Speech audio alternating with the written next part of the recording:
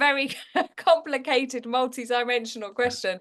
I mean, I have to say I'm pleased with this question because I am currently working on a chapter on Cuban democracy. And, you know, it's a big thorny issue. How do you have a situation where Fidel Castro is referred to the dictator by some and the great revolutionary by others? And some say Cuba's a dictatorship and others say it's an example of participatory grassroots democracy. So, you know, I discuss these questions in the chapter and the meaning of democracy, and then explain how the Cuban system works and the sort of the political tradition which it's in. So if I say now that it's in the tradition of the Paris Commune, some of you will know what I'm referring to, and the key tenets that political representatives are voted by their peers. There's no self-nomination. They are non-professional, so there's no material incentive. They're not looking to become politicians to get rich. They continue in their initial employment. They are also accountable. So they have to hold meetings with their constituents who voted for them at least every 6 months. And these meetings can't have in the local area. They can't have more than 120 people. So in some big, densely populated municipalities, they may have to have up to 10 meetings because they're capped to a level which will allow participation. Other issues are many other issues that I've discussed. But you're asking about this Cuban Communist Party. So I think there are a few key characteristics that I would pull out. And again, we can discuss them more. First of all, the tradition that the Cuban Communist Party is in is the same tradition as the struggle for independence, which was really encapsulated in Jose Marti's ideas, although there were many others who also fought for independence. And this is the notion not of an independent capitalist nation, but independence for Cuba, which meant fighting against Spanish colonialism. And even, you know, Jose Marti, although they were battling for independence from Spain, warned of the intentions and the possibility of US imperialism falling over Cuba to dominate Cuba, to use it as a launch pad for extending its domination over the Americas.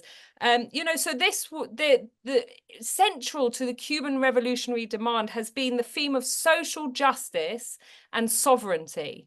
And sovereignty means control of your natural resources, right? By the people, for the people. So the Communist Party of Cuba, which actually emerges from the merging of the three revolutionary armed groups, which are leading the revolutionary struggle in the 1950s. That's the movement for the 26th of July, the Revolutionary Directorate, that's armed students movement, and the old Communist Party, which was actually called the Popular Socialist Party at that time. They come together and merge, but they very much stick in that tradition. They stick to those key tenets that for Cuba, socialism is also about sovereignty and social justice. And those are key principles. If you look at some of the guiding kind of documents, the theorizing documents, particularly those that have come out of Cuba since 2011, the guidelines for updating the economic and social system, the documents in 2017 about conceptualizing Cuban socialism, the plan of national development up to 2030, and you look at the list of adjectives that they use to describe, to assert the character of the Cuban socialist state, it is, you know, sovereignty and democracy, social justice. They are in among those adjectives. So those are really key things that the Cuban Communist Party isn't sort of implanted as a sort of alien or foreign ideology. It's very much appropriated to the Cuban struggle for independence. Then, of course, I've mentioned the revolution of the 1950s. The revolution of the 1950s was a mass participative process. So, you know, there is a caricature of the revolution that it was, you know, 12 middle-class, white, bearded men who fighting in the jungles. And actually, that's a total denial of the contribution of thousands of Cubans who participated in the 1950s, whether it was in the rebel army or the underground clandestine movement or the student front or the trade union front, which, you know, was consolidated by 1958, and there's other civil fronts that existed, and, you know, even children whose job was just to, you know, hand out, sneak around with materials or leaflets or notes and so on. Women who would go up to the mountains carrying communiques hidden under their skirts and so on. So mass participation was a key characteristic of the revolution. The revolution, the revolutionary movement was led by free movements who then forged to make this Communist Party. So its character is extremely diverse in terms of the range of people, backgrounds of people who are involved, and it represents a huge cross-section of Cuban society, and that continues. So immediately after the Cuban Revolution, the Cuban Communist Party doesn't actually officially get named that until 1965. But what they do is set up very quickly the organizations of the masses. So they have some that pre-exist 1959. That's the Students' Federation, which, as I said, you know, had an armed wing and was involved in the revolutionary movement. And they also had the trade union movement, which was purged of its opportunist leadership that had pledged allegiance to Batista the day after his victory and so on.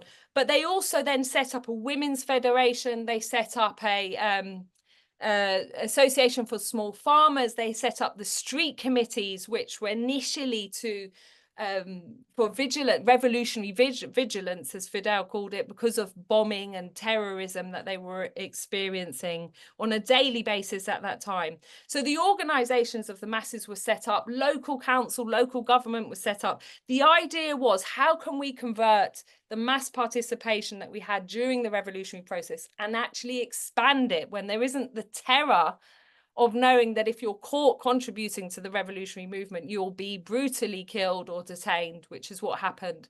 20,000 Cubans who were killed in the most brutal manner under that second dictatorship by Batista.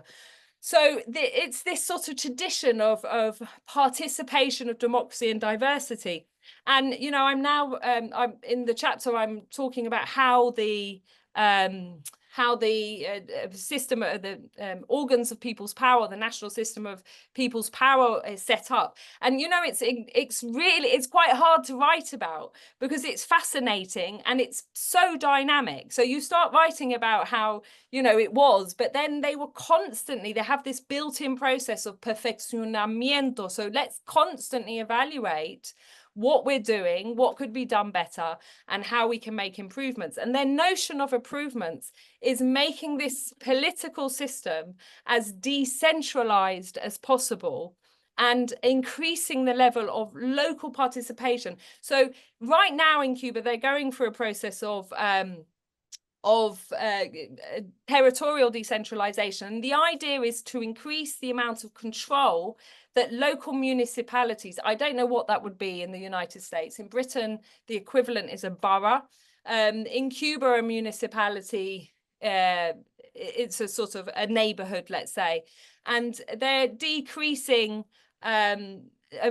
decentralizing control of budgets and political decision making.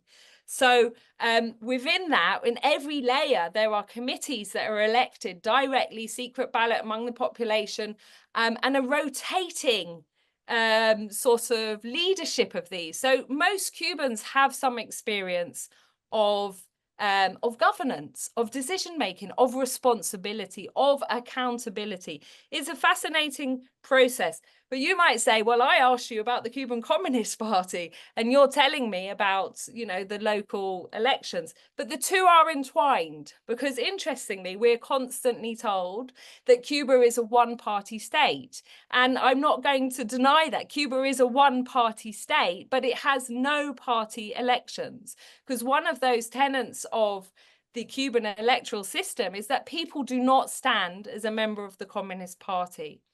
they, in fact, the Communist Party is not allowed to get involved in the electoral process. So they do have half of the people going into the National Assembly, and previously the provincial assemblies until they were disbanded recently, and in the municipal assemblies. They represent the organizations of the masses, the political organizations. They even have religious representatives who have seats put aside. The Cuban Communist Party and the Young Communist League is not allowed to participate in that process. So what you have is a separation in notion between the acts of government and the running of the state and the role of the Communist Party, which is to be an ideological and political leadership. And you know, unashamedly political, because the function of the state is to, you know, drive forward the socialist development program. So, you know, in terms of your question, how have the Communist Party managed to get through these like unbelievably difficult, challenging experiences, particularly in the last few years since, say, 2019, but earlier in the period I talked about, the special period after the collapse of the Soviet bloc?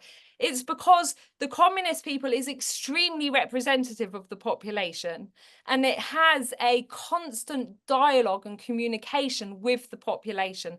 So in Cuba, not anyone can be a member of the Communist Party, as I believe it was in most of in the USSR and the socialist countries. So if everyone can be, and you choose not to, then the scrutiny is, well, what's wrong with you? Are you reactionary? Why don't you join the Communist Party?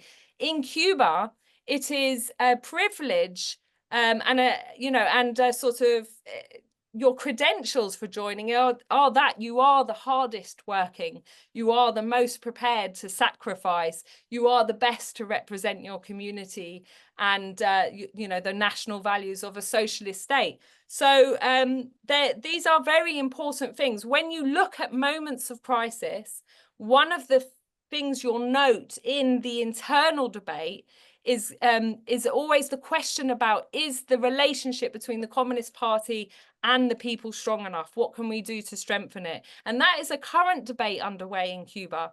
But it's also something that emerged in the late 1980s when it, you know, it was one of the discussions preceding a period known as rectification. The long name was the rectification of errors and negative tendencies. And the Communist Party had a congress, and they said, we have two problems. One is the separation of the leadership of the Communist Party from the rank and file, and two is, you know, inefficient, with too dependent of like inefficient economic issues. So what they did in that congress is they stopped the congress halfway through, and they said, we need to know what the workers, what the, you know, Cuban people think are the roots of these problems, and what they would propose as the solution. So they deferred the Congress, I think, for 4 months, and set up workers' parliaments all over the country. 85,000 meetings took place. You know, most workers in Cuba participated in one of these debates. And then after these suggestions, comments, criticisms were analysed, they went back to the deferred Congress of the Communist Party, and they introduced a change in the economic direction of the country, this rectification. So what you see there is it's a Communist Party that has the capacity to mobilize the population, to mobilize the vanguard of the population, the workers, and to listen and engage in a dialogue. And as long as it has that capacity, then the Communist Party of Cuba will remain strong and relevant and popular as well.